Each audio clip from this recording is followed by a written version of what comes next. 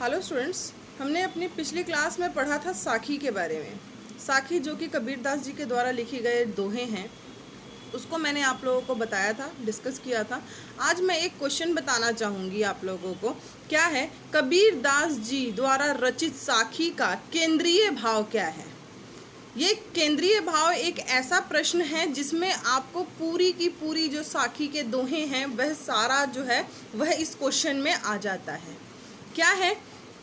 कबीरदास जी के द्वारा लिखी गई जो साखी थी उसका केंद्रीय भाव क्या है, मैं आपको बता दूं। क्या है? कबीरदास जी ने समाज के अंतर्विरोधियों को यथार्थ के स्तर पर अनुभव किया, उनको समझा कि लोग जो हैं समाज में किस तरह से रहते हैं।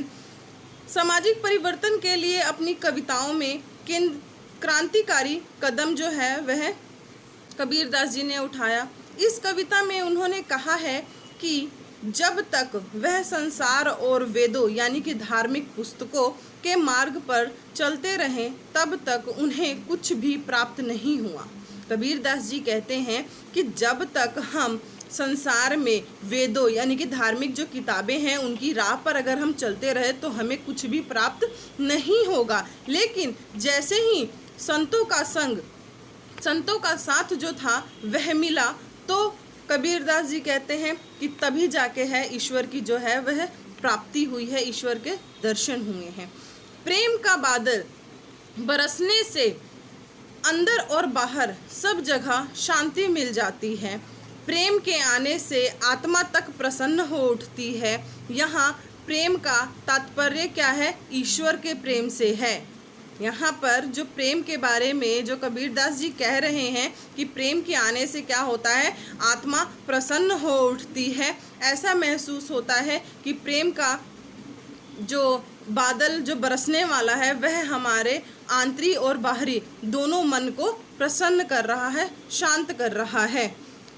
तब भी कबीर का राम से बिछुड़ता हुआ तो उन्हें न दिन में चैन है न ही रात में, न सपनों में, न धूप में, न छाँव में, कहीं पर भी उन्हें चैन नहीं है।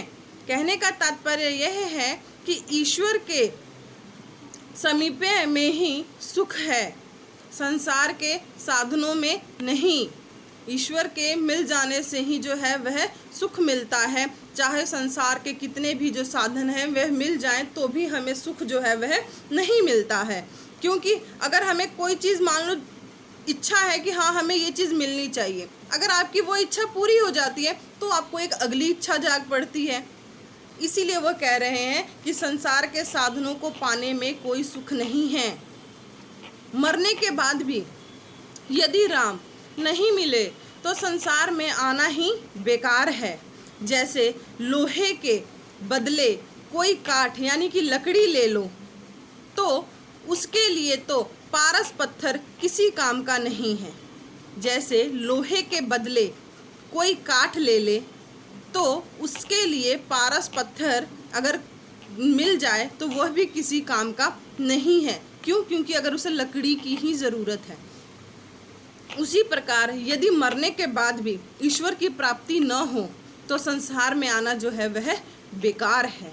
ईश्वर की राह देखते देखते आंखें दुखने लगी है। राम का नाम पुकारते पुकारते जीभ में छाले पड़ गए हैं, लेकिन ईश्वर की जो प्राप्ति हुई है वह अभी पूरी नहीं है।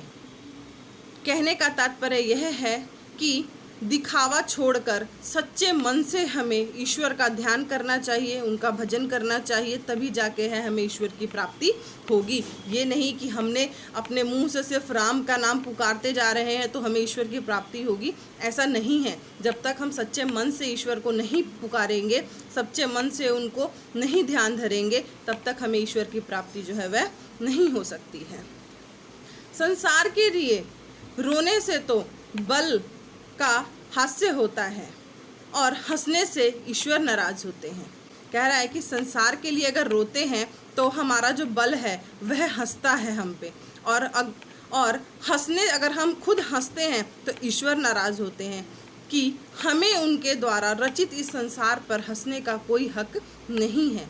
यह तो मन में बैठा वह दुख है जो धुन की तरह, यानी कि जो घुन होता है, जो लकड़ियों को खाता है, उसकी तरह वह खाता जा रहा है। पर्वत पर्वत पर घूमने से और राम के लिए रोने से कोई लाभ नहीं है। उसे कोई ऐसी दवा न मिली जिससे उसका जीवन जो है वह सफल हो जाए। मैं संसार के लोगों के अनेक रूपों को देखने आया था।